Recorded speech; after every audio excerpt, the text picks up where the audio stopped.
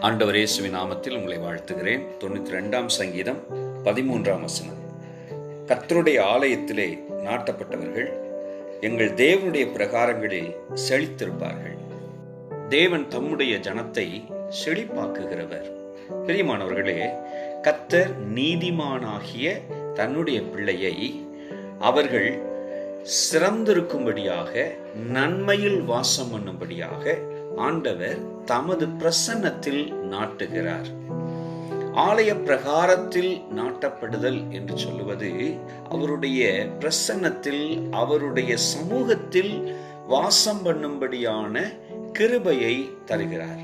அப்படிப்பட்ட தேவ சமூகத்து பழக்கம் நம்மை இந்த உலகத்தில் மாத்திரமல்ல, ஆவிக்குரிய நிலைமையிலும் செழிப்புள்ளவர்களாய் நம்மை நிலைநாட்டுகிறது.